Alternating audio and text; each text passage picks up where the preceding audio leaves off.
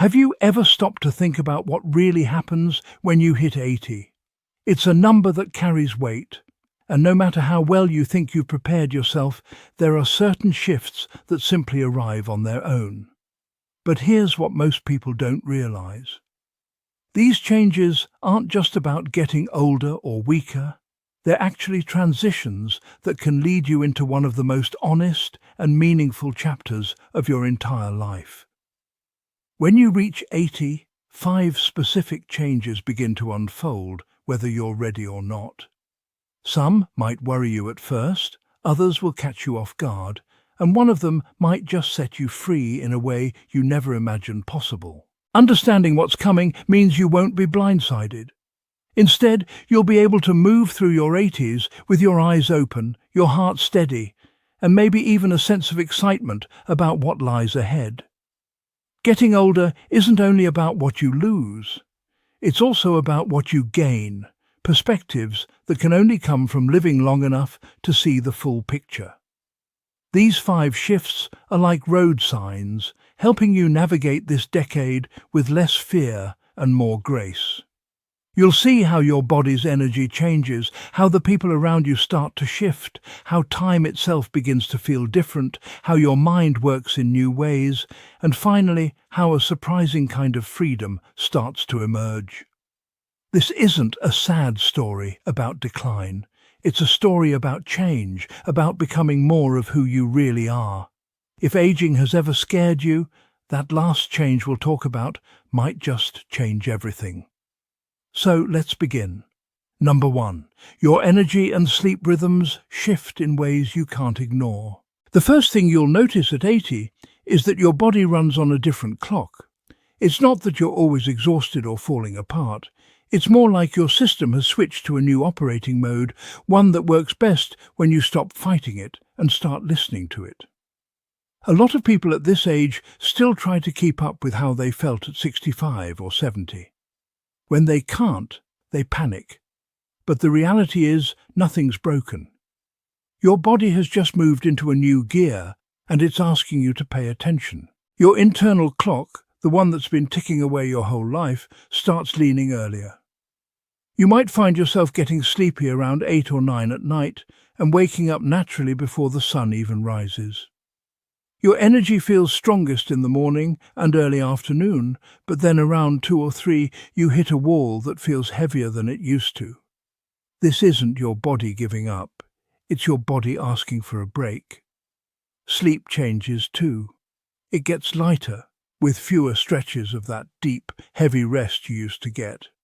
You might wake up more during the night, but that doesn't always mean the sleep is bad. It's just different.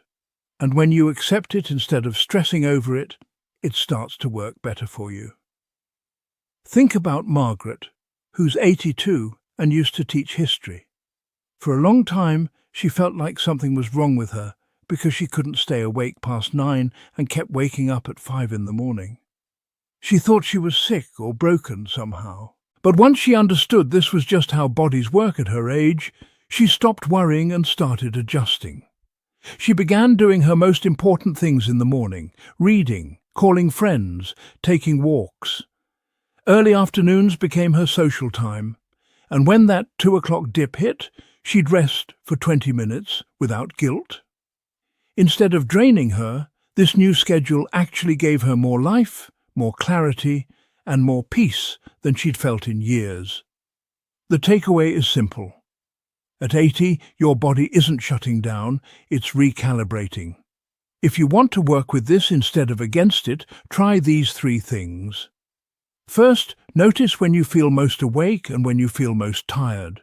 A week of paying attention is all you need. Second, plan your important tasks around your high-energy times and save the easier stuff for when you're naturally slower. Third, build a calming bedtime routine that supports your earlier sleep schedule. Soft lighting, a good book, and quiet time before bed all help ease you in. The biggest change isn't physical, it's mental. Once you stop battling your body and start cooperating with it, your days become smoother, less stressful, and surprisingly more productive. You might even find that once you learn to ride this new rhythm instead of resisting it, you actually have more energy and purpose than you expected. Number 2, the people in your life start to change in ways you didn't see coming. The second shift that happens at 80 is in your relationships. Most people assume this age is about loneliness or losing friends, but the truth is more interesting than that. Your social world doesn't disappear. It refines itself. It becomes smaller, yes, but also deeper, truer, and often far more satisfying than what you had before. By 80, you don't have the patience for shallow connections anymore. You just don't. The energy it takes to keep up appearances or maintain friendships that don't really feed you starts to feel like a waste. So without even planning it, you begin to spend more time with the people who actually get you. Big gatherings might lose their appeal. Instead, you find yourself drawn to quiet conversations, the kind where you can really talk and really listen. A friend you saw every week for years might drift away, and someone who was barely on your radar before might become one of your closest companions. This isn't loss, it's refinement. Your emotional energy is valuable now, and your instincts know it. That's why you naturally invest more in the connections that truly matter. Take Harold's experience. At 81, he felt lost when his bowling league fell apart. People moved, some got sick, and the group that had been his anchor for years just dissolved. At first, he felt like he'd lost his identity. But then he started helping out at a local community centre, teaching woodworking to anyone who wanted to learn. He met people his age who loved creating things with their hands, who valued the same things he did. The conversations were richer, more real, more encouraging. Harold realised he hadn't lost his social life. He'd actually upgraded it. And something else happened too. With fewer distractions, he gave more attention to his kids and grandkids. They noticed the change and started opening up more, calling more, visiting more. His world hadn't shrunk, it had deepened. If you're stepping into this phase, here are 4 things to keep in mind. First, let some friendships fade without feeling guilty. Not every connection is meant to last forever. Second, stay open to meeting new people who share your current interests, not just your history. Third, pour more energy into the relationships that leave you feeling understood and valued. Fourth, stop trying to keep the same social pace you had 10 or 15 years ago. At 80, quality beats quantity every single time. What you end up with is a social life that's less about looking good and more about feeling good. A lot of people at this age say their friendships are more honest, more supportive, and more meaningful than they've ever been. You're not losing your world. You're shaping it into something that fits who you are now. If you're still here with me and finding this helpful, please comment number 2 below so I know you're following along. And if you haven't subscribed yet, go ahead and hit that subscribe button and turn on notifications so you don't miss any of our videos. Your support really does help us keep creating content that matters. Now let's keep going. Number 3, the way you see time and what you care about completely transforms. The third big change at 80 isn't about your body or your friends, it's about how you experience time itself. This might be the most powerful shift of all, and it quietly changes everything about the way you live. Psychologists have a term for it. They call it a shift in time perspective. When you're younger, time feels endless. You spend it chasing goals, meeting expectations, trying to impress people, doing things because you think you're supposed to. At 80, time feels both shorter and more precious. And that combination brings a kind of clarity most people never experienced before. You start to see what actually matters and what doesn't.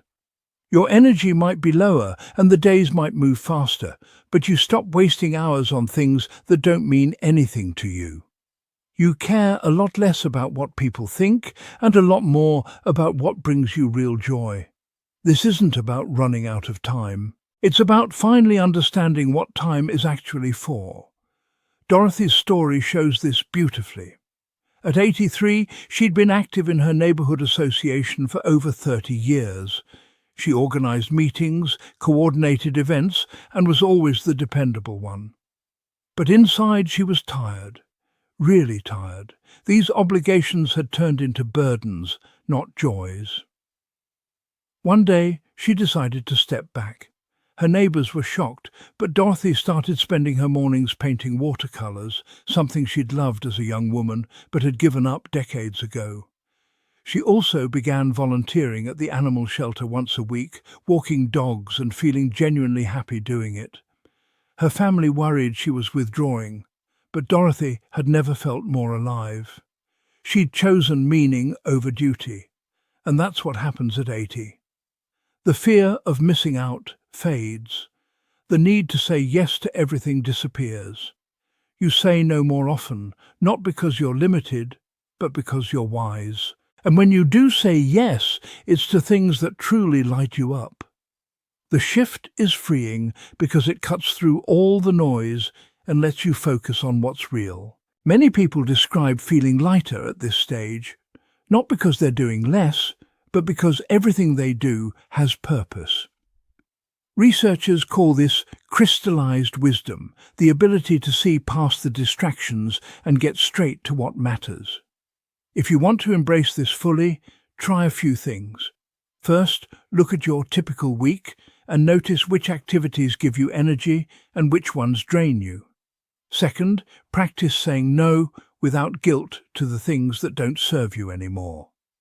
Third, lean into experiences and conversations you've been putting off because you now understand the time is actually now. Fourth, spend your hours on things that bring you peace and joy, even if other people don't see them as productive. This change often brings a fulfillment that's hard to describe. Instead of rushing to keep up with everyone else, you walk at your own pace, on your own path, guided by your own values. That freedom and clarity make life at 80 feel more authentic than it's ever been. Number 4, your memory and thinking shift in fascinating and surprisingly adaptive ways. The fourth change that arrives at 80 is one people fear more than almost anything else. But it's not what you think. Yes, your brain changes, but not in the simple, tragic way most people imagine. Instead, your mind reorganizes itself.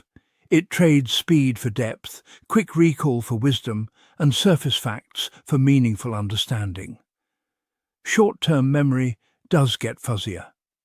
You might walk into a room and forget why you're there, or take a moment longer to remember someone's name.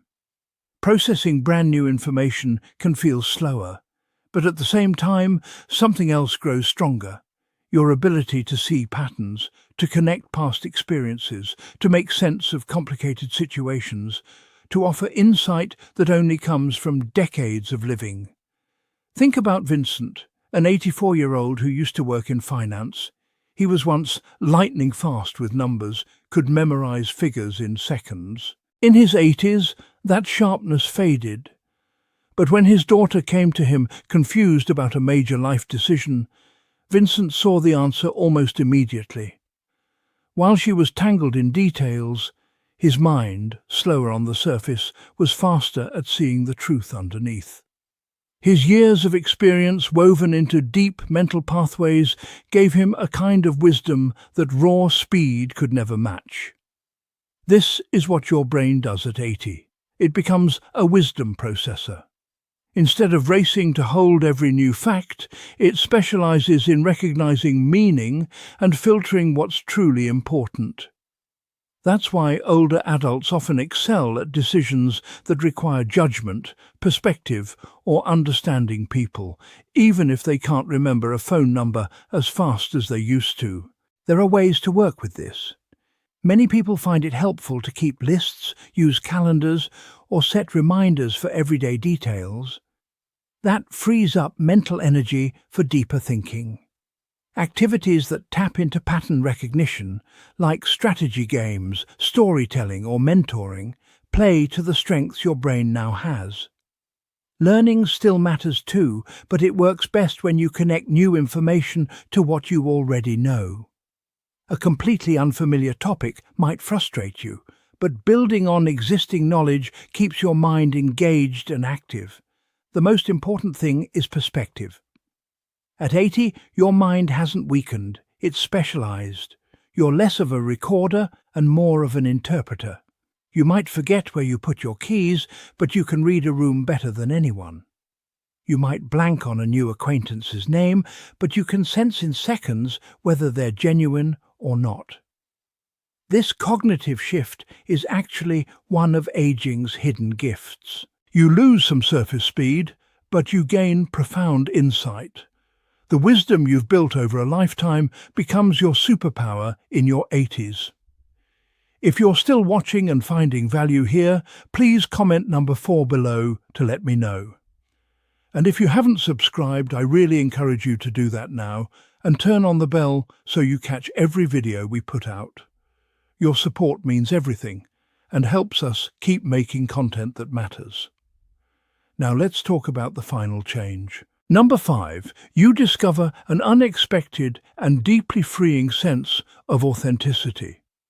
The 5th change that comes with turning 80 is maybe the most surprising of all. It's not something you lose, it's something you gain. And for many people, it becomes the best part of their later years. You start to feel a deep sense of freedom and authenticity, the ability to finally live as your true self, without all the weight of expectations that shaped your earlier life. By this age, many of the pressures that once controlled your choices have loosened their grip. You're not climbing any ladders, raising kids, or trying to prove anything to anyone. The responsibilities that once kept you locked in place start to ease, and what's left is rare and precious. Space to live according to your own values, your own pace, your own joy. Grace's story captures this perfectly. She was 82 when she decided she was done being who everyone expected her to be. For decades, she'd been the quiet, polite preacher's wife, always careful, always proper, always putting duty first. But inside, she loved colour, creativity, and bold self-expression. At 82, she gave herself permission to let that part of her out. She started painting big, bright canvases, wearing colourful scarves and jewellery, and speaking her mind without apologising. And instead of pushing people away, this honesty made her more magnetic.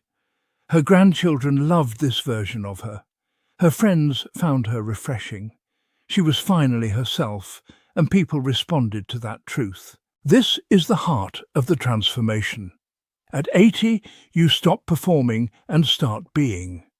You let go of obligations that don't matter and discover joy in simply existing as you are. You might surprise people with your choices, but more often than not, those choices inspire rather than offend. Relationships become more real because there's no pretense anymore. You stop wasting energy trying to fit in and use that energy instead to nurture what's genuine. This authenticity also changes how you live day to day. You might move somewhere you've always dreamed of, take up a hobby others thought was silly, or just organize your days around what feels right instead of what looks right. This doesn't mean you become reckless. It means you have the wisdom to know what matters and the courage to honor it. Many people say they feel more like themselves at 80 than at any other point in their lives. With decades of roles and expectations behind you, you're finally free to choose which ones, if any, you still want to keep. This freedom isn't just liberating, it's deeply fulfilling. It lets you step fully into who you are with confidence. And that authenticity becomes a gift not only to yourself, but to everyone who knows you. Final thoughts. Turning 80 is often painted as a moment of loss, but the reality is so much richer.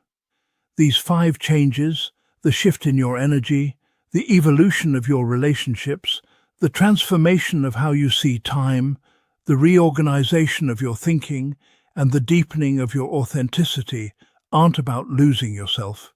They're about becoming more yourself.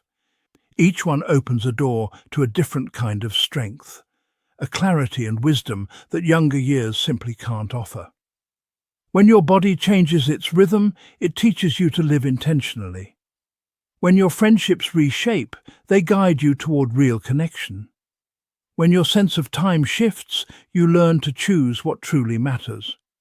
When your mind adapts, you gain insight in place of speed.